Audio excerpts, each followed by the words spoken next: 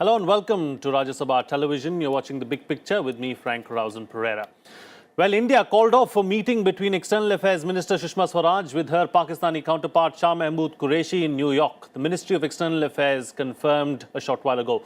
India on Thursday accepted Pakistan's proposal for talks between the ministers on the sidelines of the ongoing annual UN General Assembly session in New York. A press release from the MEA said since yesterday's announcement of a meeting between the foreign ministers of India and Pakistan in New York later this month, two deeply disturbing developments have taken place. The latest brutal killings of our security personnel by Pakistan-based entities and the recent release of a series of 20 postage stamps by Pakistan glorifying a terrorist and terrorism confirm that Pakistan will not mend its ways.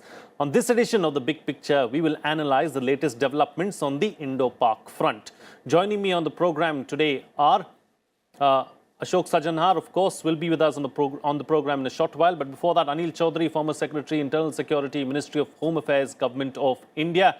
And right now we have with us Akhilesh Suman, Foreign Affairs Editor of Rajya Sabha Television as well. Before I go on to my panelists, let's first listen in to the latest reaction coming in from the Ministry of External Affairs. Namaskar. Since yesterday's announcement of a meeting between the foreign ministers of India and Pakistan in New York later this month, two deeply disturbing developments have taken place. The latest brutal killings of our security personnel by Pakistan-based entities and the recent release of a series of 20 postage stamps by Pakistan glorifying a terrorist and terrorism confirm that Pakistan will not mend its ways.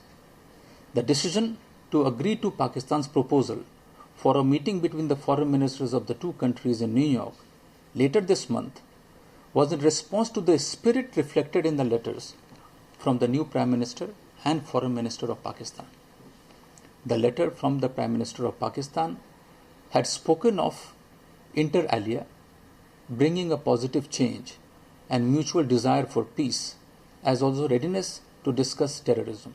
Now, it is obvious that behind Pakistan's proposal for talks to make a fresh beginning, the evil agenda of Pakistan stands exposed, and the true face of the new Prime Minister of Pakistan, Imran Khan, has been revealed to the world in his first few months in office.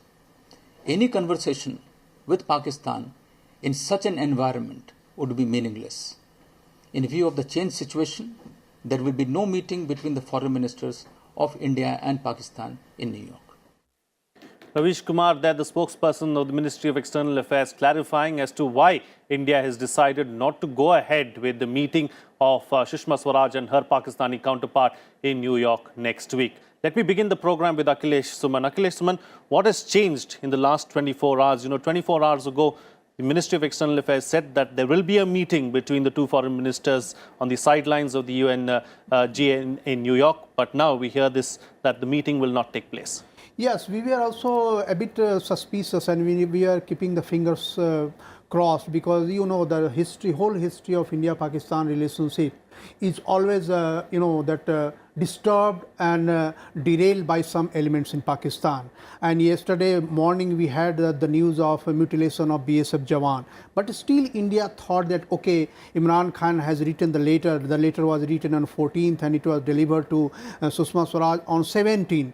In between 3 days, India was seriously considering the whole pros and cons. And finally it was decided yesterday, actually day before yesterday, in the Cabinet Committee on Security Affairs, that, okay, let us go. Let us give a green leaf to Pakistan. New Prime Minister has come, and let us see what are the intentions. And that is why it was planned that let Sushma Swaraj meet her counterpart. But what has happened yesterday after the announcement, India was expecting something that shows warmth of Pakistani's new dispensation from Imran Khan, some good news coming out from Pakistan. But what good news came? That was really a bad news. The bad news came that in the evening, 20 postal stamps that was earlier shown in the Rawalpindi headquarters of Pakistani armies on 20th July. So India thought, okay, it was there, so it's okay. But yesterday evening, it was released to the public. It was made official. Made official. It was released to the public, and it was open for online buying also. So this came as a big jolt to India, that you are trying to glamorize the whole terrorist, and you are telling them that they are victims of Indian atrocity in Jammu and Kashmir.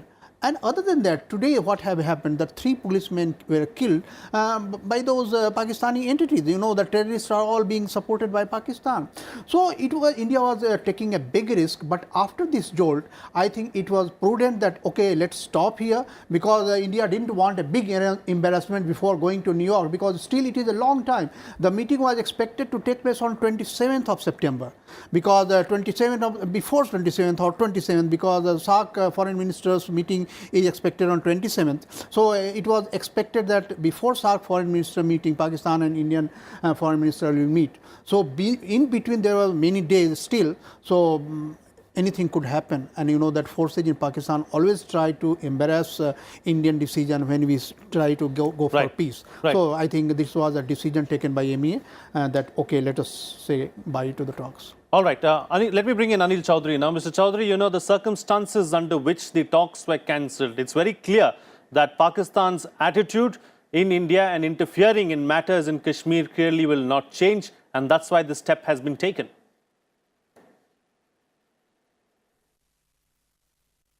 Frank, when the news of Imran Khan taking over as the next Prime Minister of India broke, I was in London. Pakistan. And the London Times carried a front page cartoon showing Imran Khan with the bat, but the generals behind him holding the bat. You see, he's a puppet in the hands of the Pak army.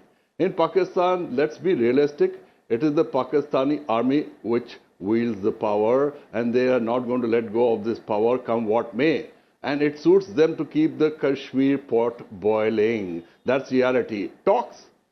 We can talk about the weather. We cannot talk about Kashmir situation.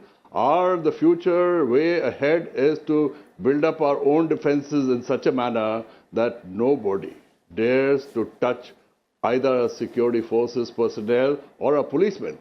You know, we have to be careful. We have to step up our intelligence generation apparatus, actionable intelligence, go after them. And no prime minister has had the guts to challenge the army. Whoever has tried has paid a heavy price by losing the head or by losing the chair.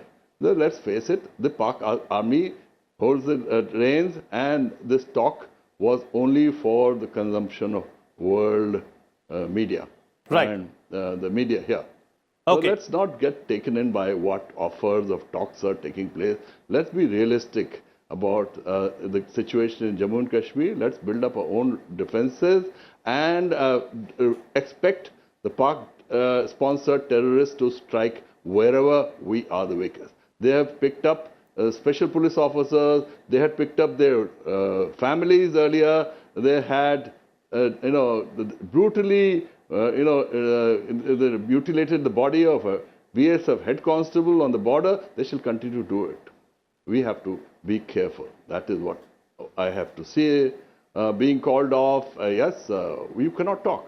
There is no question. All right, there's no question of talking with Pakistan is what Mr. Anil Chaudhary is suggesting, a slip of the tongue moment there as well, calling Imran Khan the Prime Minister of India. I'm sure, I know you meant Pakistan. But moving on now to Major General Ashwini Sivach, defense expert who joins us on the phone line right now. Does this clearly show, General, that Imran Khan is not in control of what's happening? No doubt about that. Imran Khan was never in control of the thing. The fact is, to the runway to the basic election, it was very clear that he was basically propped up by Pakistan army. He was aided and abetted by them, and therefore he could win that slender majority. Pakistan army always wanted him under his own thumb. As far as defense and foreign affairs are concerned, it is Pakistan army which is calling the last shot. India gave a lot of benefit of doubt to Imran Khan since he had written it. We were keen that a relationship should go ahead. But it was clear from the beginning that Imran Khan is not control of the thing. And at times he was also playing to the gallery, to the Kashmir. Every time when he just taken over, he has said that the Kashmir is very close to our heart. So there was a doubt that whether he was really very sincere about the talks. Yet India has given a chance, let us talk. But in last about 48 hours, all those actions which have taken place by Pakistan, it speaks that they are never interested. They have killed a BSF Jawan on international border, which his body has been mutilated, his eyes have been taken out. It is a barbaric and ghastly action which no civilized nation do on international border. Second thing is that they have started giving, ISI start giving a lot of money to Lashkar-e-Toba, Jaish-e-Mohammed and to Hizbul Mujahideen, and they start targeting this special police officer. 3 police officers have been killed today. Radicalization started in big way in Kashmir Valley. So therefore, as far as Imran Khan is playing a double game. At one time he say he wants talk, at the same time he wants to know prop up whatever is radicalization in Kashmir, start killing the SPOs, brutally murdering a head constable of BSF. At the same time, it is also heard that they have released Burhan Wani Staff, who has been a terrorist as far as India is concerned. So therefore, there was never a sincerity in as far as Pakistan is concerned. India gave a benefit of doubt to Imran Khan, but now it has been realized Imran Khan has its own teeth. He is a puppet of Pakistan army. Defense and foreign policies are dictated by them, and for them, the terrorism is what is happening in Pakistan. When we talk about terrorism, they only talk about basically Pakistan, Tehreek-e-Taliban. They Right. are not talking about Lashkar-e-Toba and Jaish-e-Mohammed or Haqqani group or Taliban faction of Afghanistan. So therefore, they have a very different definition of terrorism, and their only focus is Kashmir. Right. Till the time they do not stop cross-border terrorism, India must not even think of talking to them. All right. Okay. Backdoor diplomacy can continue, but formal talks, formal meeting between the head of the department or foreign minister is a big no. Okay, big no as far as talks is concerned. Terrorism should be dealt with first and only then can we talk about talks, is what the general is suggesting. As the former Secretary Internal Security, Mr. Chaudhary, I have to ask you this question. Should we then tighten the screws as far as Pakistan is concerned? Because clearly Pakistan is under a lot of pressure, both economically, and it certainly seems like ever since the surgical strikes, Pakistan is certainly feeling the pressure. So is it time for us to tighten the screws?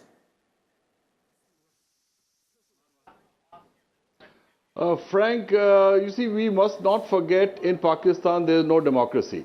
The voice of the people does not count. So let's not be taken in by these overtures, I'm repeating. And it is either between the Islamic fundamentalists on one side, the Pakistani army on the side. Both are enjoying immense benefits disproportionate to their positions. And if they allow anything to cool down in Kashmir, they will lose all that. They will be sent back to the barracks. So let's be realistic. Let us, yes, tell Pakistan, and of course, world pressure does count. Especially America's pressure on Pakistan does count. They have been receiving very generous doles from America in the past. And now recently some screws have been put on that. That's a good beginning for us. So we should expose Pakistan's double face and release pictures of our Jawans being brutally killed and mutilated and win the world opinion. But the world will say, okay, it is your territory. It is your duty, your sovereignty to protect it with all your might. So we have to do that, protect our own policemen, our soldiers on the border, BSF on the border, and then anyone who gives them shelter is also an enemy. We have to go after them with a heavy hand, and unless we go after the terrorists who are hidden away in the forests, in other areas, there will be no quiet here. So zero tolerance to terrorism, whatever shade it is, whether it's LET or whatever it is, no, you cannot. And the people have to be kept on our side. There was some good news coming our way that at certain places, the people chased the terrorists who were going to go after the policemen and security forces persons. The people have to be on our side. That's also very important. De-radicalization, the youth particularly, have to be weaned away from this terrorism and violence and brought back. Look, you want progress, you want peace, you want money, you want jobs, you've got to give up the guns. There's no way to have guns and to have peace and to have prosperity and economic progress in Kashmir. That message has to go down loud and clear. The people will come. Reach out to them. We have governor's rule, which is an advantage in my view. You have no political interferences, no political access to grind. So you tell, but the intelligence, the actionable, pinpointed intelligence about location of these terrorists and then go after them. Not start encircling villages after villages and all that doesn't work. You have to get pinpointed information. You can only do that by deep penetration operations, which is not easy. But it can be done. It has been done in the past, and it should be done. That is my view. All right. Joining me on the program now is KV Prasad, Associate Editor of the Tribune as well. Welcome. KV Prasad, as far as the situation in Kashmir is concerned, it's taken a new turn as well. We've seen our policemen being targeted there. It's a new phase of terrorism that we've seen in Kashmir, where the terrorists are targeting the policemen directly, their own people at the end of the day. They are locals. Now, what should our answer to that be, and how do we deal with that problem really?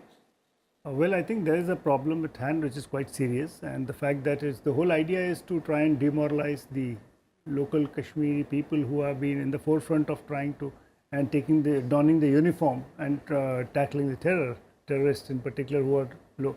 So that obviously is the tactic to try and scare them away. But that being said, I think there are models which the government of India is aware. There were similar attempts, I think, if one looks back when Punjab militancy was at its peak, similar attempts were made at some point of time, and then the government of India today came up with counter tactics and came up with, and the situation moved on. I'm sure, and just you heard Mr. Anil Chaudhary also, who spent years in the thing.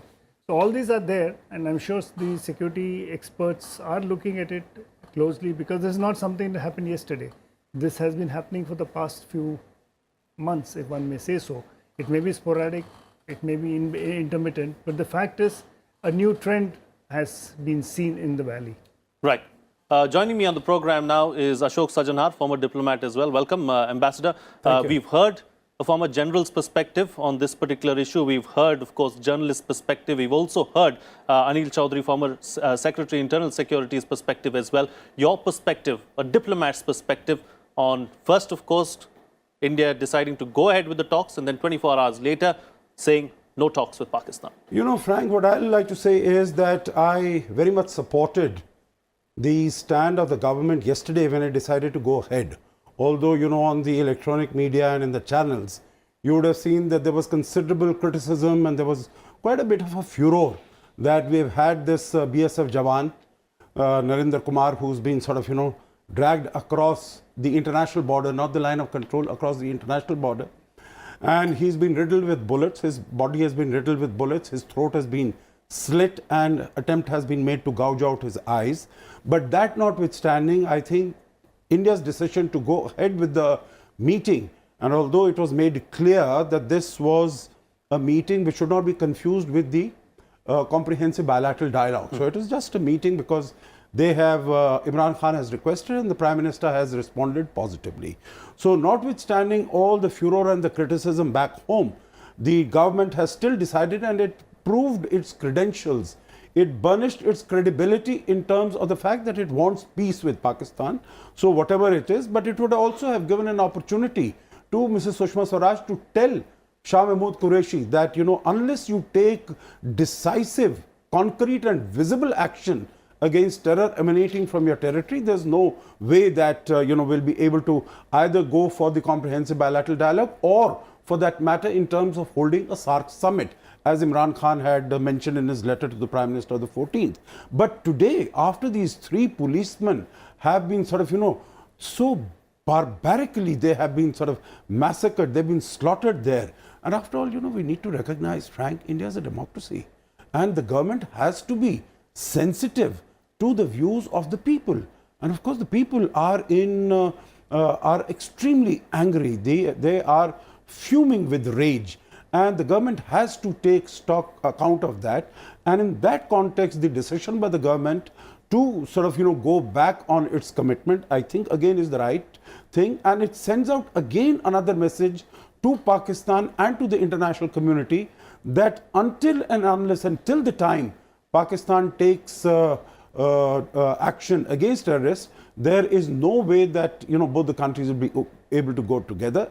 And I think there have been sort of so many cynics and skeptics in the country who always had maintained that Imran, irrespective of what he says, that you take one step, I'll take two steps and all that not having, having been said, that at the end of the day, we should not be in a position to take two steps forward and then go takes to 4 steps at the back. Exactly. Because that is going to be a problem at the end of the day, and dealing with Pakistan is a problematic area. We've got 5 minutes left on the program. Let me get comments in from all my panelists now. Akhilesh, Suman, the ambassador brought up SAARC. SAARC summit, of course, is to take place in Islamabad. Is that going to happen? Is that not going to happen? Where does that stand? And what is our stand on that? I don't think the SAARC is going to happen in Islamabad, because India has taken a firm stand that till now you run away with terrorist activities. We cannot go together in that way, and that is why we took initiative of reviving the BIMSTEC in a good way and big way.